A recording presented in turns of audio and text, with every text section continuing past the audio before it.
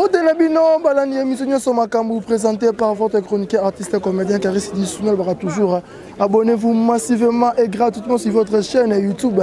Karis Niamado TV, tel corps, tel cœur. Kaka Nengen Jotin Salakamune, Nengen Pays, Moté Mané Salakamune, Maman Ebiko Fanaban. Lobby Nazalaki Nabino, on avait mortuaire, il y a Mama Chako. On a continué à bien faire Tongo, Kino, place Tokenotika, notre maman pour du bon. Vous s'abonner. Tout ça, c'est quoi Makambo Balini, les autres, globalement, tu fais derrière la caméra. Pesa biso déjà, qu'est-ce qui se passe? Artiste de la famille, Yung Zagaka, to ba tchena c'est pour lobby déjà. Moi, nous avons mis artiste et baya quitté. Baya au compté moko. Le lobby ce côté, babaye, tu vas pesa bina meilleur mukongo. Tozana bino, imaginez mutero loba, ngana loba minité lelo. Gloire moto fa 3, pesa batu déjà la bilili. Tous les interviews, on a bientôt Koutani juste après. Merci.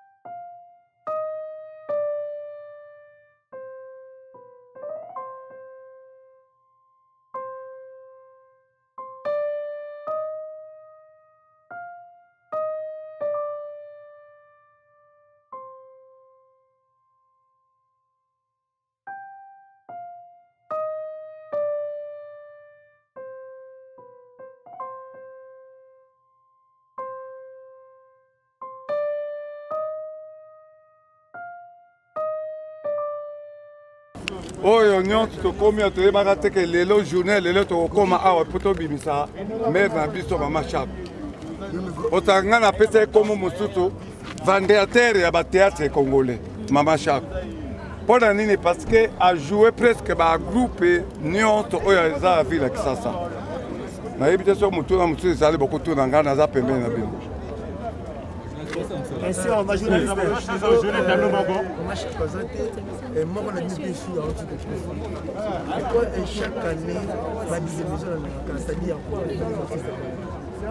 bon, Kadiombo, boyebiye, Kadiombo, aza mutu asala kombo makasi pour na niveau na biso musala na biso, aza acteur comédien, ayebani Afrique mobimba.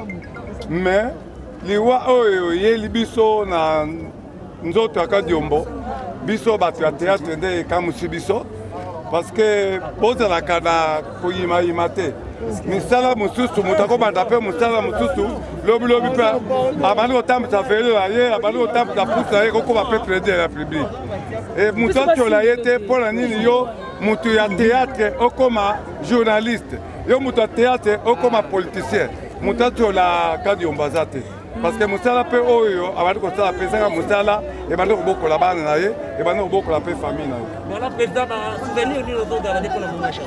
Ona? Ba souvenir ni lozo garder pour la Mama Chako, ba souvenir. Bon ba souvenir za ebele Mama Chako. Mama Chako pona nga parce que joua pona nga.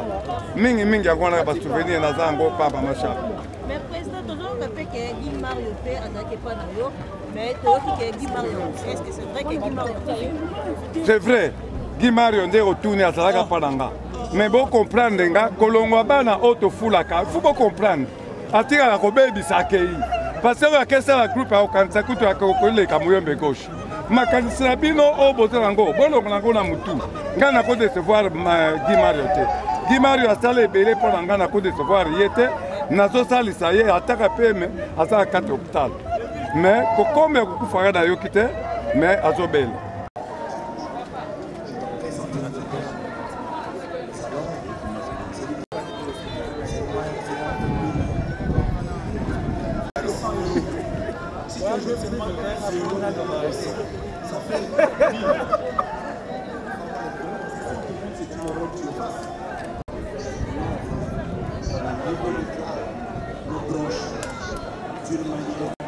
Paul dit, sa grâce me suffit. Pema na kimia et puis tu as gravé dans Mituna Biso parce que l'artiste ne meurt jamais, il demeurera jamais à travers ses œuvres, donc toujours porté quand on a mis Manabiso, pas si cas parce que la séparation elle est toujours douloureuse. yango on a l'emsu o na koloba pona notre regretté maman. Voilà. Et alors, bah, souvenir mnini ya malamu zanango pour na maman Chako pendant son vivant de Azalaï. Baza bato ba pesinga impulsion na Nzonzing. Ba ngo peme ba kenda Mindondo na maman Chako parce que to sara na bango groupe sur intarissable Mindondo na coordonnatrice, maman Chako coordonnatrice adjoint. Ngana zara directeur artistique to sangi sara ba groupe na biso dans un groupe Nzonzing parce que nga maman Mindondo mutu a présenté pa maman Chako. Et puis, même dans l'Académie des Stars, il y a Sila, Lava, Gabriel, Bijou la Reine, Président Makaya. Donc tout ça, c'est vraiment, elle est vraiment ma maman. Et puis, plus grave encore, le dernier film maintenant que tu as tourné, j'ai eu à faire le rôle principal dans le film à Duchesse, Seconde Chance. Donc à tourner, il y a presque 95% de barreaux. On a 3 tableaux, on a jour en tourné. Et un jour, on a annoncé que maman Chaka Koufi est vraiment très douloureuse. Et elle est très douloureuse parce que n'est-ce pas que Duchesse te retourné, puis tu as tourné le même jour, nous tu as essayé de Chaki, tu maman, et puis voilà, tu as dit la clinique quinoise. En tout cas, ça qui peut pas si ma casse.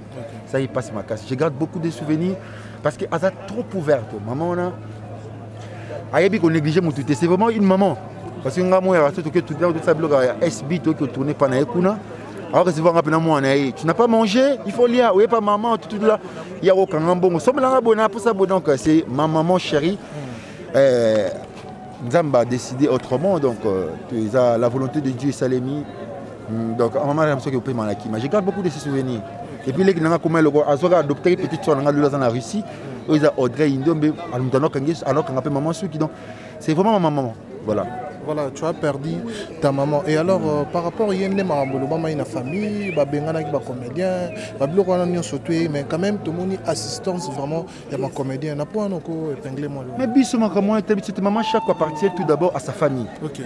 Et puis en second lieu, il pour un comédien. La famille peut se décider autrement. Okay. Et cela n'exclut pas que Bissou la maman Chako. Elle mérite que tu rendes hommage digne de son rang. Parce que c'est un nom. Elle a tracé un chemin, elle a d'abord un parchemin au business studio. Et puis, on a bossé à maman Chako, on a à maman Chako business studio dans la télévision.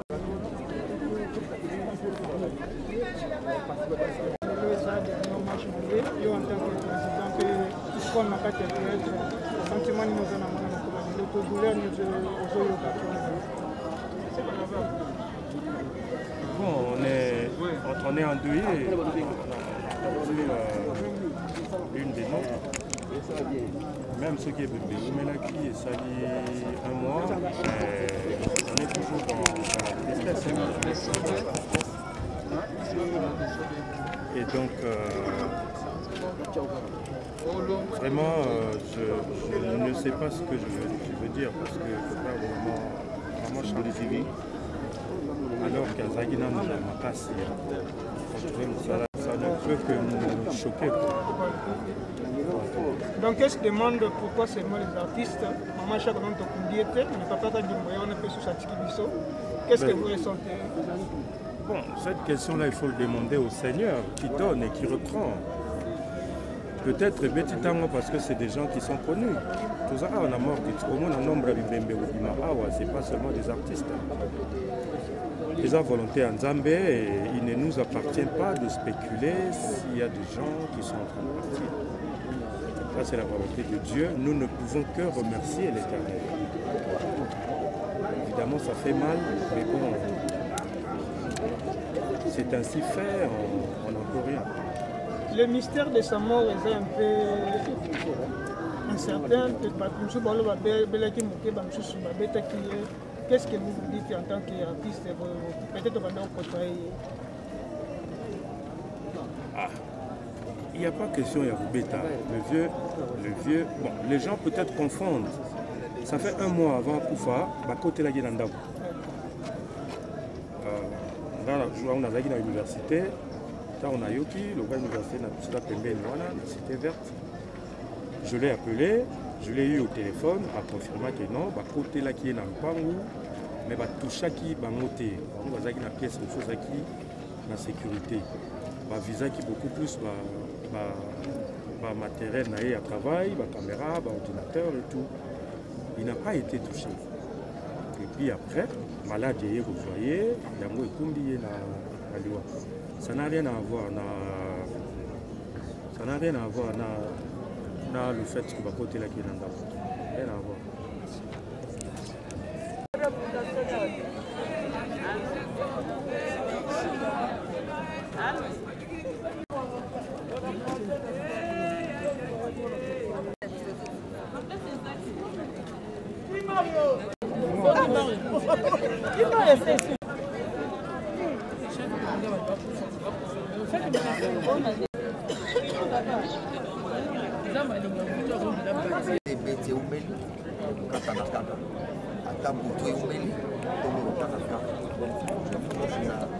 Il y a Jacques Chaco.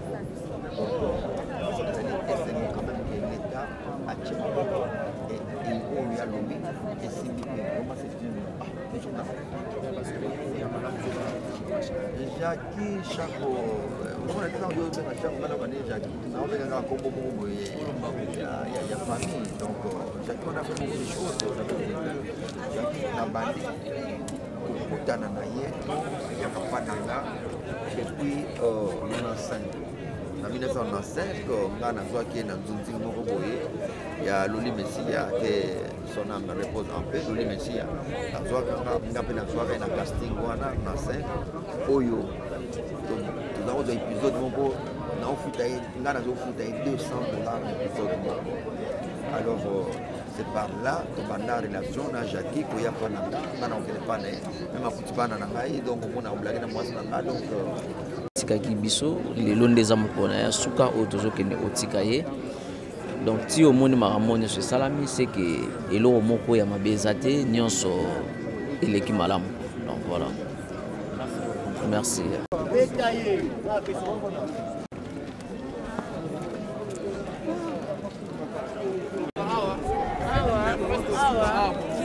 Même à tété là. Donc il n'y a pas ça qui n'a qu'à ce projet. Donc semaine où il y a Koufi, lundi dans le fois qui tout voyager. Donc ça fait mal. Et puis jusque là, nous avons un point d'interrogation. Est-ce que c'est vrai? Est-ce qu'il y a un cas après? Mais bon souvenir ni nous garder par rapport à n'engue bovanda qui naie par rapport pe bozana et même écolo na par rapport ne bovanda ko voyager ko tourner bon souvenir ni vraiment nous garder pour la maman chaque. Simplicité, trop simple, trop cool. Trop cool. Aïe ben musala nae.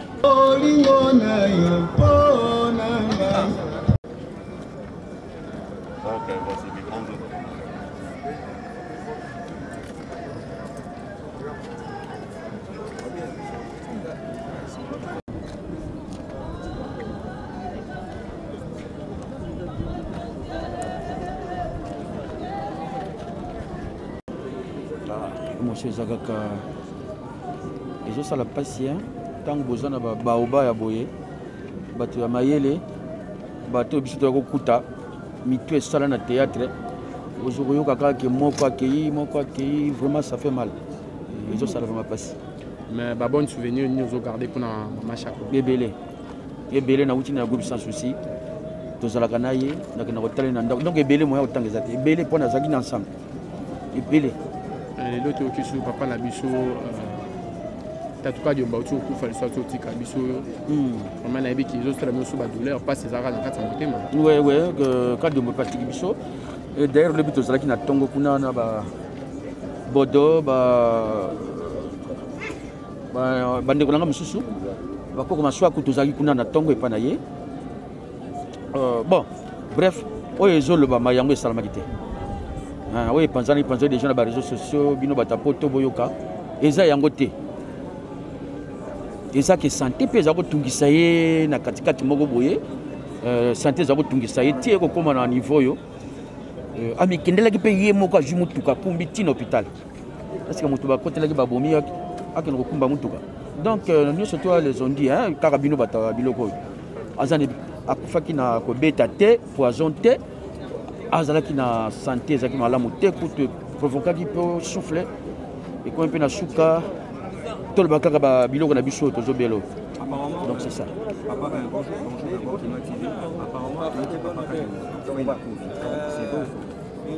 c'est ça on a robeta na lobi boya santé peut tungisa kaye mais dernièrement et comment na moi kaka au temps bakende qui n'est na hôpital et comment il promet l'oxygène donc to le banil ça ka yango ya eza nango poison te eza pe ba beta qui était pour biso le bito sala qui to na famille kuna donc c'est ça oyo biso to yoki ezaka yango ni te bo compliqué ngate na ba réseaux sociaux na lobby bo ko compliqué ngate pour na linga nga pe biloko te yo kana no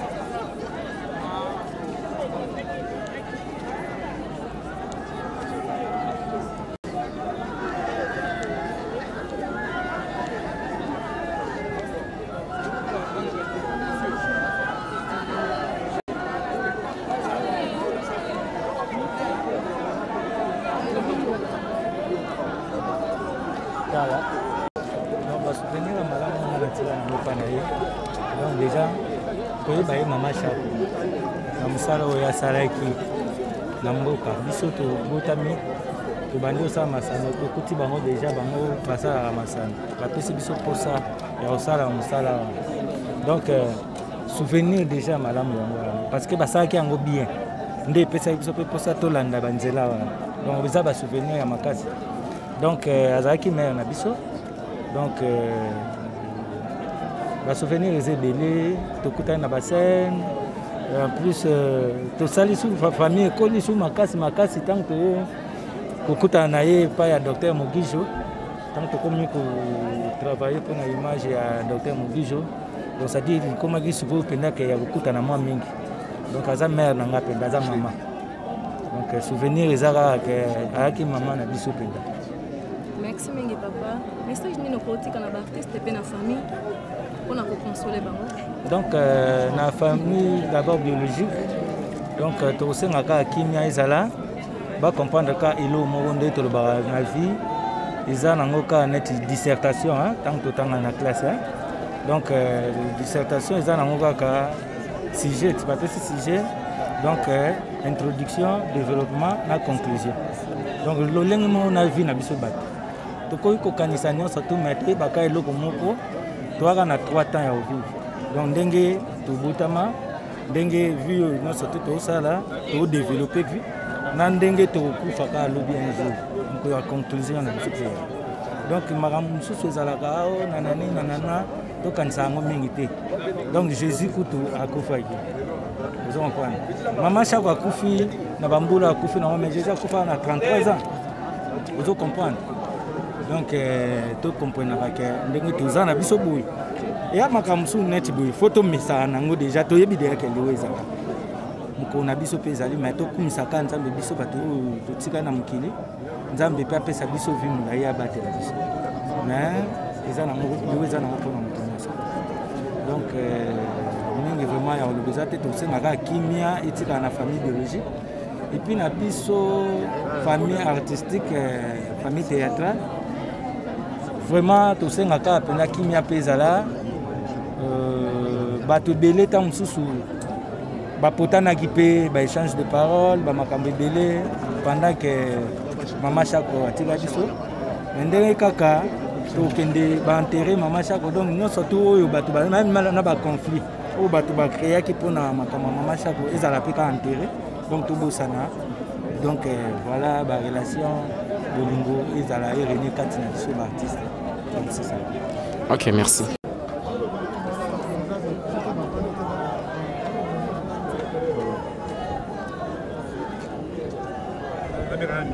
Merci.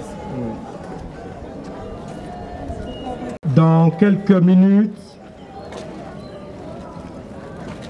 nous allons procéder à la levée du corps de notre bien-aimée Maman Chako pour l'exposer ici. Alors nous vous prions, s'il vous plaît, que les choses se passent dans l'ordre et dans le respect de l'illustre disparu. Nous prions à de reculer et de se mettre de l'autre côté pour ne pas qu'il y ait des ordres, s'il vous plaît. Nous voulons que les choses se passent dans le respect mutuel. Il ne faudra pas que nous puissions recourir à la police pour bousculer les gens. Nous demandons votre indulgence ainsi que votre discipline. Alors, sur ordre des autorités de l'hôpital et du ministère, ce n'est pas tout le monde qui va aller là où on va ramener les corps. On va sélectionner 10 organes de presse seulement pour ne pas envahir de l'autre côté parce que nous devons respecter la quiétude de l'hôpital. Alors, M. Oxygène, le secrétaire général de l'ANPPC, va sélectionner 10 organes de presse qui vont accompagner la sortie du corps. Les autres amis, vous allez attendre ici pour que les choses se passent dans l'ordre. Merci beaucoup. Tellement nombreux, mais nous allons juste sélectionner 10 organes qui vont accompagner le corps. Nous commençons par la presse officielle. Nous appelons nos amis de la RTNC, Ya Antena, Ma Mission TV, Libaya TV, De la Foi TV, donc les 5 premiers organes. Nous allons encore ajouter les 5. Le premier 5 organes, s'ils peuvent déjà. RTNC, Antena, Ma Mission TV, Libaya TV, De la Foi TV, Bisso TV. Voilà. Bisso TV. Voilà. Mission TV, Libaya TV, De la Foi TV, Bisso TV. Ainsi que nous allons prendre 3 de nos amis de l'internet. CBS est là. CBS est là. Nous prenons.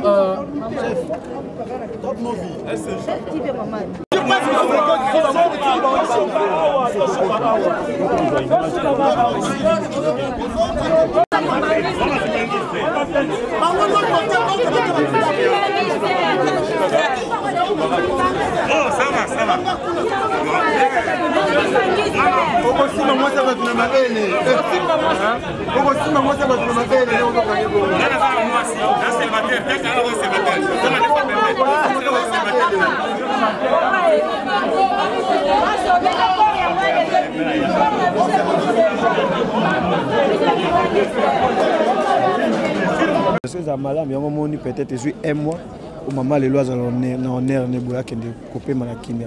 Mais Batiraïma et Zalaki, Batiraïma là qui entravent les artistes et comédiens, donc il faut que Zalaki mouké par rapport à l'association Bozarana, on a association, on a association, on a association, on a habité sur Bassona qui maintenant la biso discussion bimaki et ça qui suite pendant le les cabien. Et le revenir sur les cabien, c'est un cas de discussion entre famille artistique, la famille biologique et on moni. Donc il se comprend, le quoi tu comprends déjà, tu comprends qui peut, tu se comprends qui peut sous le moni de l'autre, tu es ce que pour te condamner. Relation nous là qui nous a Maman Chako. Ouais, Maman Chako a qui maman nanga là nous premièrement. Maman Chako biso to zagite na mukili, bango déjà ba ki ba botami ba sa tête ba renia.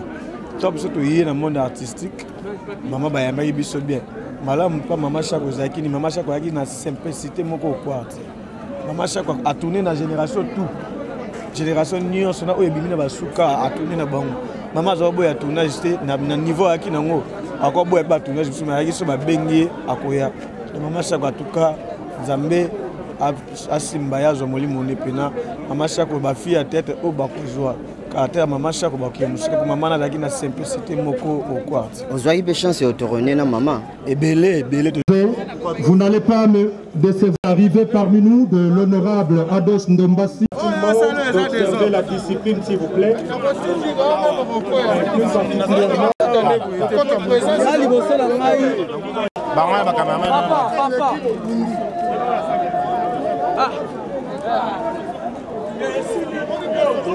mokonzi ko tande ba cameraman ba bi makuna kala mama kuna tepe soka ba yeli boso na biso so ba ya ba le kasima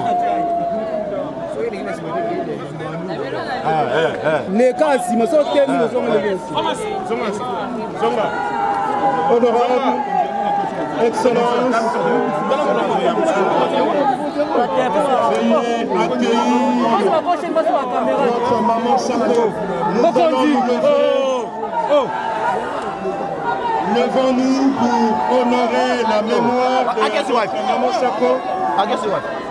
Les amis qui sont de l'autre côté, pour permettre l'entrée de maman Chako. Et ça sera la dernière Chako en tant qu'artiste. Veuillez dégager la machine.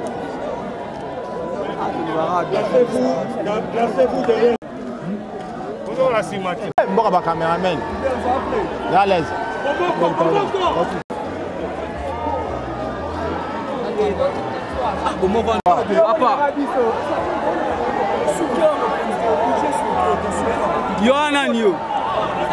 L'arrivée de la dépouille de notre maman Chako. Voilà sa dépouille. Sur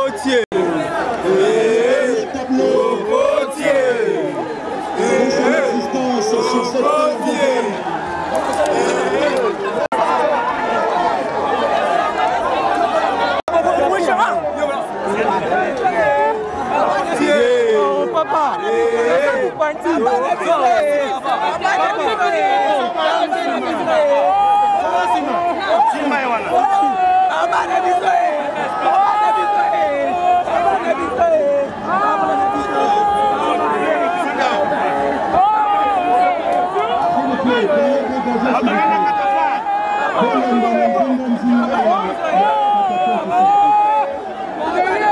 veuillez dégager s'il vous plaît.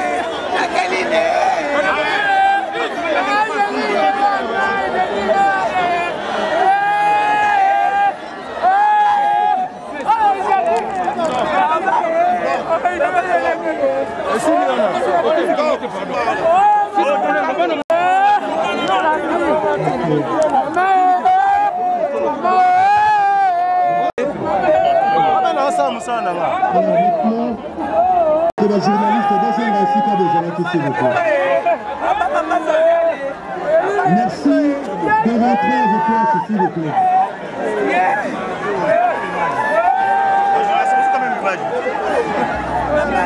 Merci de rentrer à vos places s'il vous plaît.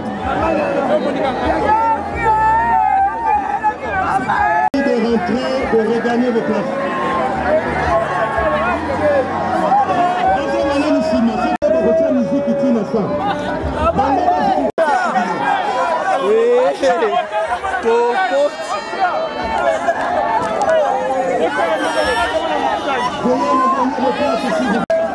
On va commencer avec notre programme.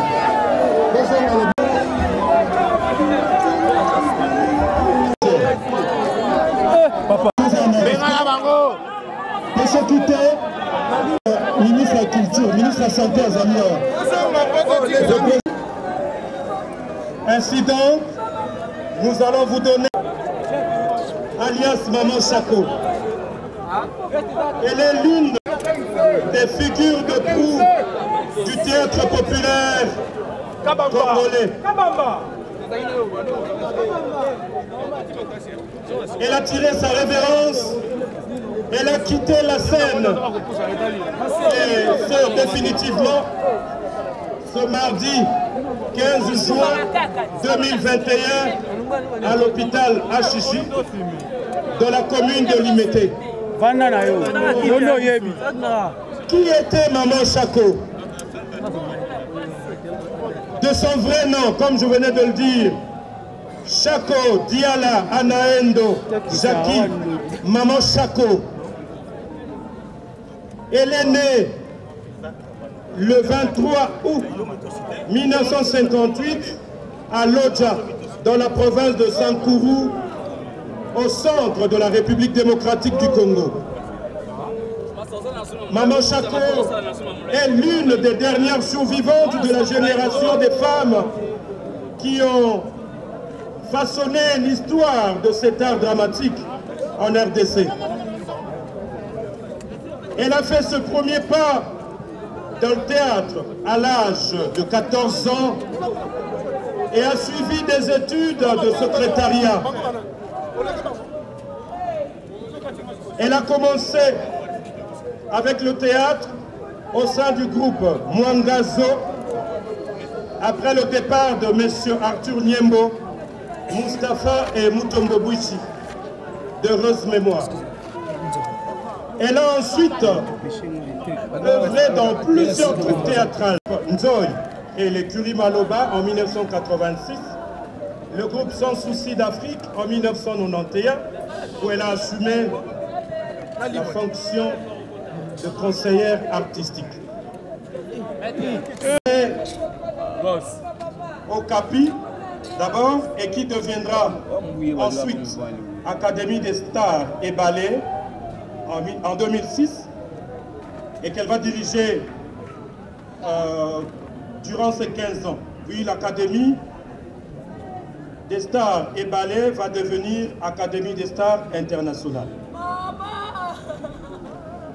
Membre effective et active au sein de l'Association nationale du théâtre populaire et cinéma, ANTPC en sigle, elle était conseillère. Mais également, elle était membre et vice-présidente de la corporation Corfac. Maman Chako, comme vous pouvez calculer, elle a donc 48 ans de scène. Une vraie richesse et une source d'inspiration pour les jeunes artistes féminins qui, au lieu de miser sur leur talent, pensent se faire une notoriété en mettant en avant leur forme et en privilégiant les anti-valeurs en s'habillant de façon dénudée, ce qui était le contraire. De coup du théâtre congolais, Maman Chako a fait la pluie et le beau temps à toutes ses prestations dans toutes les troupes théâtrales à Kinshasa, ce qui nous amène à considérer sa mort comme étant une grande perte pour le monde culturel congolais. Nous nous inspirerons toujours de ces valeurs qui furent les siennes.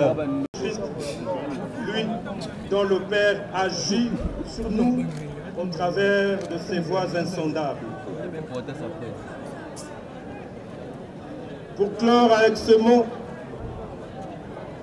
nous ne pouvons que dire mille merci à Maman Chako et tous ensemble nous disons bravo l'artiste.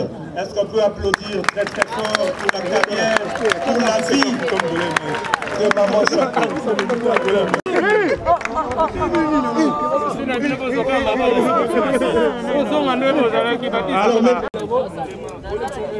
Arrêtez les terres, quand même,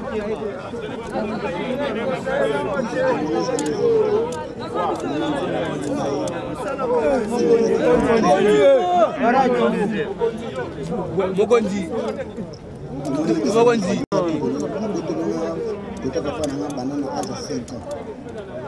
Abanati akolisinga atangisinga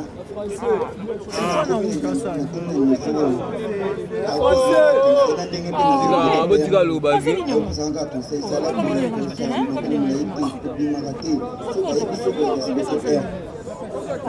ayebisinga zalaka poli na bakambo nyonso apresente nga mpe na bato bapo nazalaki mpe aolakisanga mpe pa bato baartiste ebele bayombi ngai alakisanga mpe ntina mpe RMC antenne A kutangala kwa bachaine ade naotakolaka mpe na publicité ya moustiquaire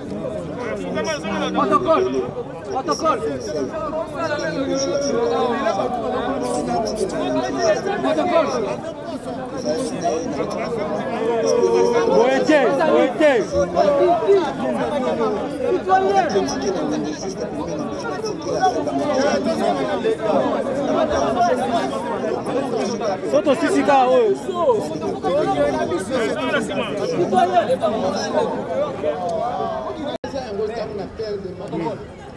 Maman Chaka a conseillé nga nazali komona mélange. Maman Chaka a conseillé ngai Keba ba filmer. ngai na bana na ngai soki toye awa Congo bana ba filmer yo mama. tika bango kuna akokipe bango bien makambo nyonso. Mais nakopesa témoignage moko jour mosusu tobimaki na Maman Chaka toyaki mwa retard na india wana mpo tokende kolala bana moko bakuluna bakolanda biso tana kimi deja kokima te na kimi nakomi na porte abi kokima te bana yango bapusani pembe na bino bopesaka mashoti wana nga sikoyo nazobanga ngai bambi Mama Chako mateka bopesaka bino mpo kolala Mama Chako eza yo mama eza yo abotoli bana wana masheti abi bino nde bato bokende kolala nga na kolala te ngai Mama Chako na bashete na bakuluna abi bano bazela lobi na kogangela bango soki namoni bango donc makambo ebele asali na vi na ngai mosusu moye ya koloba ezali te donc atiki bana na nga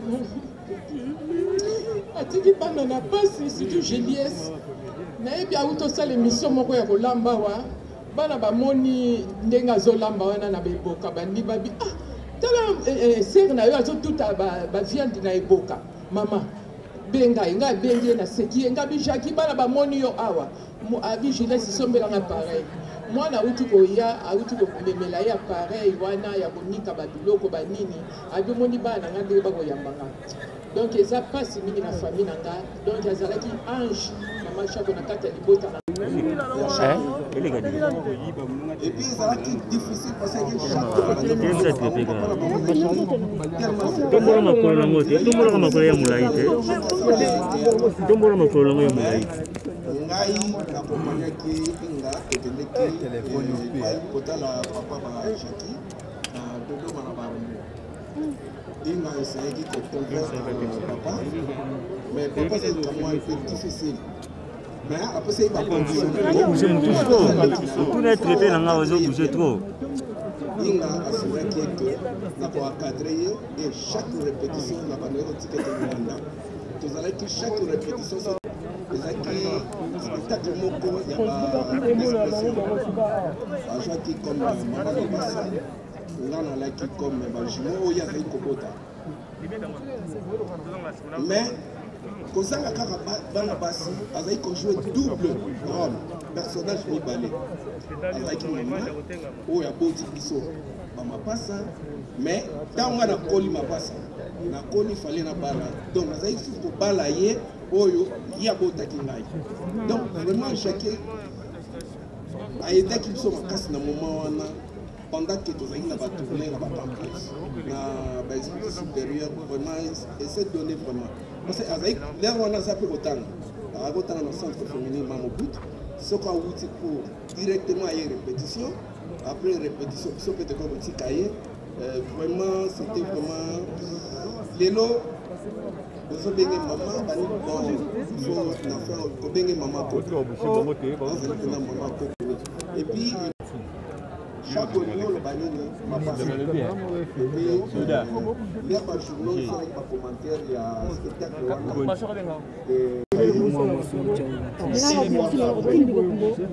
six mois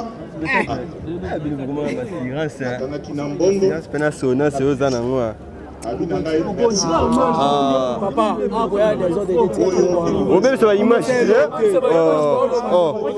au même ça va image tout le monde a okokoka kosala eloko ye te biso nyonso akanga biso nyonso ngakolela tobeteli mama Sako maboko makasi mashako azalaka soda te ntango mabele elisi akufaki nake kokanga ye nalobi elekota na se bazosimba shako bona maboko ye moko avanya na azoyoka na le moto wana mino nayebisi epuse na lisu na kati moto ya chemise abi yo lia kaka bato mingi ntina simba cercueil ya nani ya mabele elisi kaka akomi akangi ebembe mabele elisi babi yo nani alobi ezanga motetela nga nde moto nakangi ebembe ya mabele elisi yango nazobatetela tu bavanda bayebi nde nazali nakolobela oti mpo bino moko mitema boza wana boyebi bino batetela oyo alali aza noko na nga nga na shako omoni shako alaki moto abandolinga bozoba te surtout makambo ya mosala te yaki abandolinga makambo ya bozoba omwata mosusu ye moko afanda motema mokuse asiliki nga biso tosiliki osala nga mpe bi oza noko na nga alemisaka kasi olobi oza noko na nga olingi nafunda nga mpe ofunda nga epa nani nga liboyo likambo te tobanda ozala biso bien na bamari pendu po eto tozala na problème moko eza te omonika basani soki eza place moko etutana nde tozalaki me tozalaki bomoko tobanda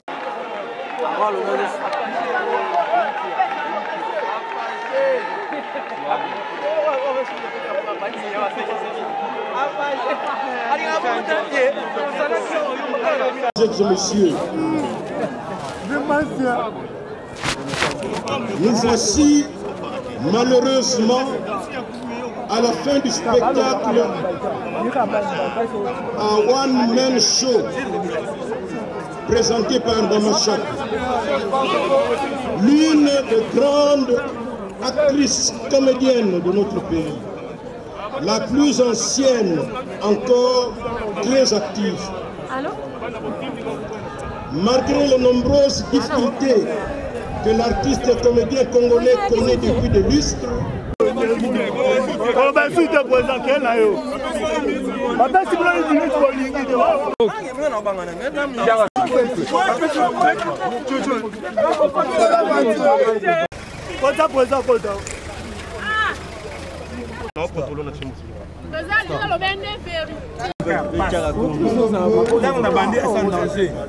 na wala ngana musika bakunda bande bosa emisa ba comédie tuna bango mais nani musoko abanda bakaba comédie andere maboke tuna bango bakunda andere maboke wapi baibite ana tala pe tombalte mundele ndomba na pe tombalte mama munukala tombe tombalte ko bisa to ndala sans danger tuyo dukese baninga zo bakenda lelo ngari angadi yewa na salon